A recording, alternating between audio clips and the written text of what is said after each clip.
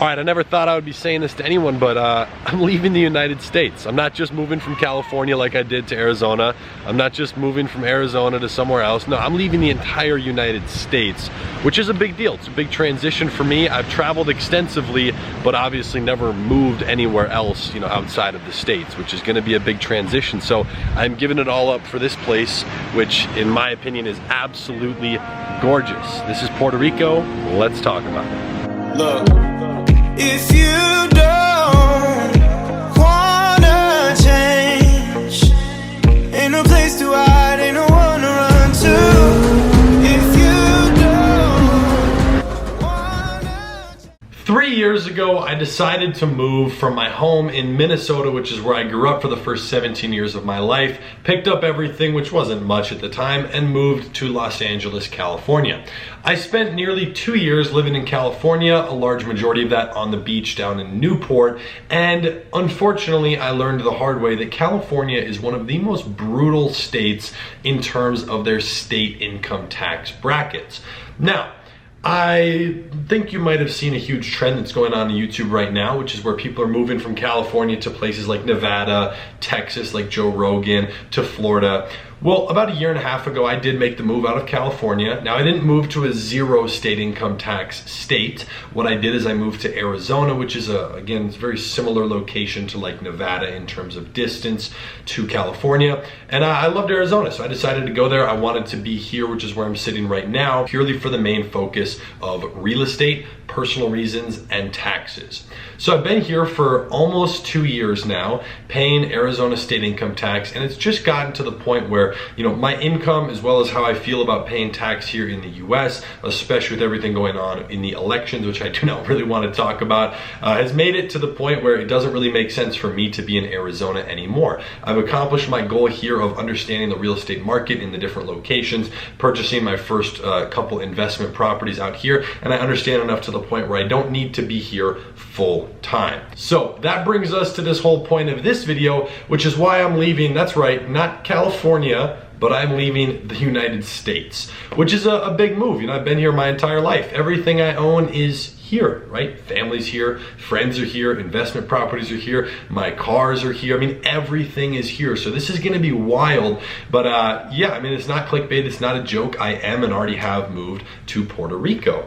Now, there's a lot of things to talk about inside of here. I want to kind of fly through the obvious reasons why, talk about the specific tax strategies and the reasons for doing this, as well as kind of what types of businesses can take advantage of this very specific program, as well as the many restrictions that had me ultimately have to kind of change my lifestyle in order to do this. So let's dive right in.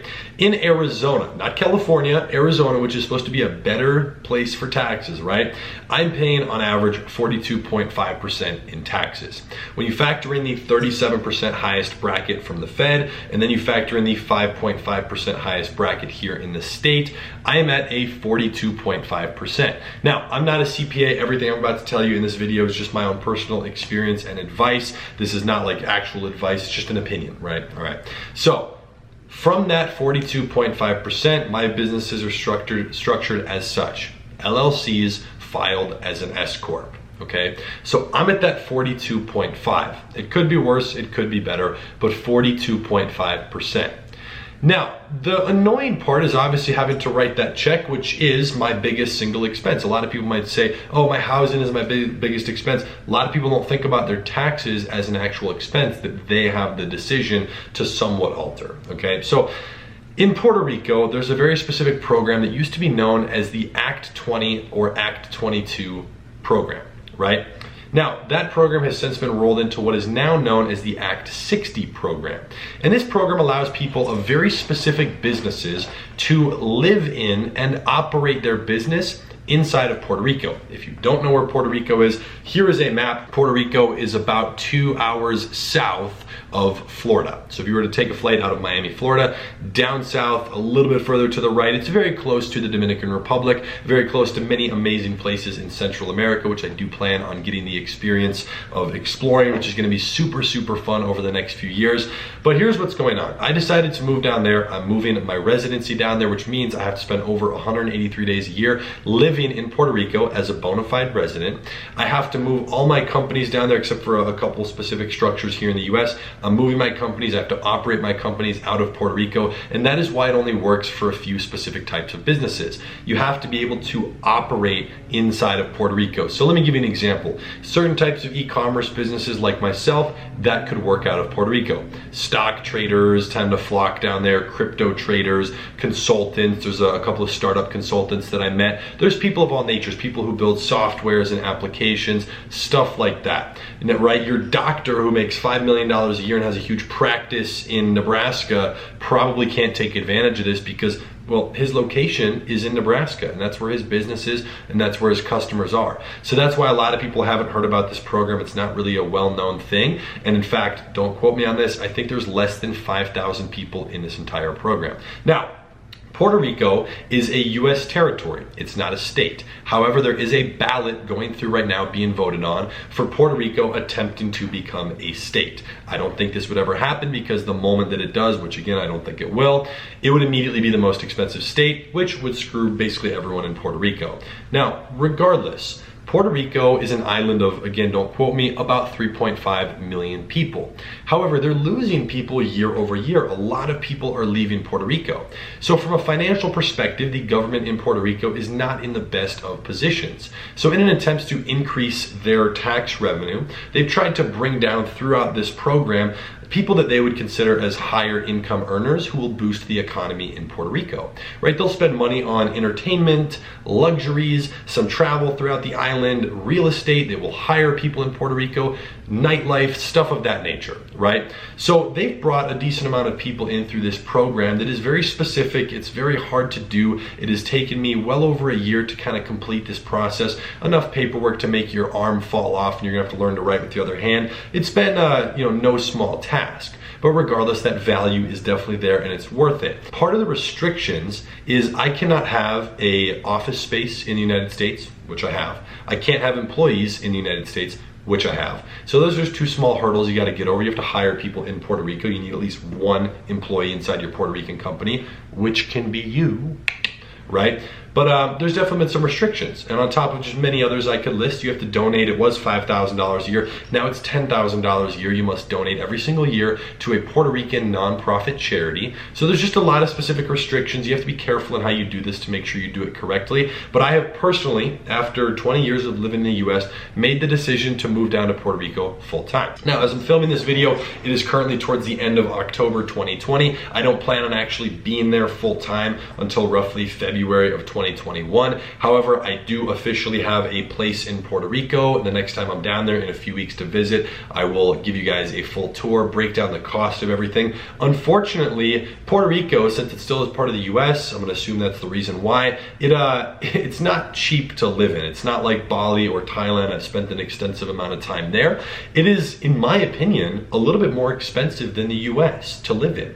In terms of the cost of real estate, at least where I am, the cost of food, the cost of entertainment, stuff like that, it really feels like I'm kind of in Los Angeles mixed with Miami, mixed with Thailand. It's kind of a weird vibe, but it's super cool. I really did fall in love with Puerto Rico. I was just down there for 2 weeks. Awesome place. So that is kind of my move. That's my explanation behind why I'm doing this. It's a pretty crazy and radical thing to do, I know, but the way that I view this is I'm still gonna be paying certain tax here in the US, and let me break down the tax brackets here in a moment, but I'm gonna be able to save almost double as much money, which will just speed up my investments. I can have more fun investing into my e-commerce businesses as well as my real estate back in the US to help boost the economy there and build my real estate company. So, what you've probably all been waiting for here, the tax brackets. Now, in Puerto Rico, again, moving my companies down there, everything there. Your company's gonna have to pay you out a salary. So for myself, I'm paying myself out a salary that has to be classified as fair and reasonable, right? You can't pay yourself $3,000. Maybe you get away with like $40 or $50 or $80,000. I pay myself a certain salary every year. It was kind of the same thing as in the US.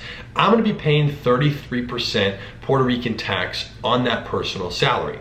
So that's not much different than the US. The real difference here is in the net income after paying all expenses for my business. Normally in the US, that would be taxed at roughly 37 to 42.5%, right? Depending on how it's structured. So that money would almost be chopped in half. In Puerto Rico, again, just my opinion and my advice, this is what it is for me. I'm gonna be paying a 4% flat rate tax. So just so you can think about it, for every $100,000 my business nets, $4,000 to tax instead of like $40,000. Absolutely massive difference, right? Especially when you factor in the expenses that you can't necessarily write off, you're effectively almost doubling your income. And so it's a pretty crazy thing to have, but you might have already thought, wait, well, Hayden, now all your money's in a Puerto Rican bank account, what now? Well, first of all, I personally don't want a ton of money sitting in a Puerto Rican bank account. So here's the real kicker, and this is what was the deciding factor. Once you pay that tax and you're squared away, you now have net income in your business in Puerto Rico, you can make a personal distribution back to yourself in the US at, you guessed it, 0%. So I can send the money back to myself in the US for the purpose of investments or do whatever I want to do with the money at that point. Now, there are many entrepreneurs, many people who do this. Again, like I mentioned, a lot of stock traders, crypto consultants, there's speakers, there's all sorts of people that do this, right? The software business owners. I mean, some people who make ridiculous amounts of money. I mean, there is some insane real estate in Puerto Rico.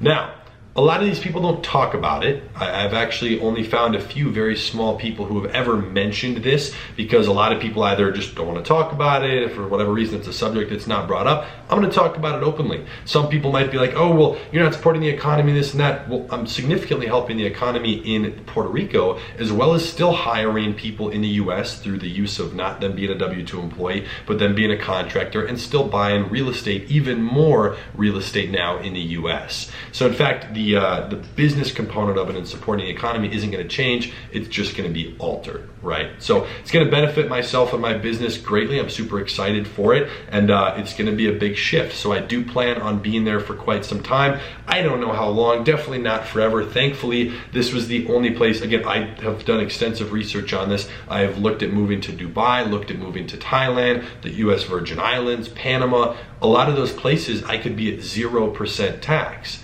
However, the only issue, the one thing I'm not willing to give up, is my US citizenship. And Puerto Rico is the only place that allows me to do this at a much better tax rate, not 0%, but it's the only place that allows me to do this without having to give that up. So I hope you enjoyed this video. I hope it was very informative. I know it might seem like a shock, might seem crazy, but you know what? I took the moving from California thing to an extreme. We have now set the bar up here. But yeah, I hope you guys enjoyed this video. If you have any questions, I'm sure there's gonna be a few, just feel free to drop it in the comment section down below. I would love to help you out. All I ask is that you smash a like on this video. It would help me out a lot. I would greatly appreciate that. If you have not yet subscribed to the channel, consider doing that. I got a lot of crazy videos coming to you, definitely from Puerto Rico, as well as a house tour down there. Well, a condo tour down there coming soon. I missed living on the beach in California, so I'm excited to be down there. I got a place on the beach, which is going to be super exciting. I am very grateful to be able to do this and to have that environment as well. So my plan, just to kind of summarize, about half the year there. I'm still keeping all my stuff here in Arizona. Not much else is changing with that side of things.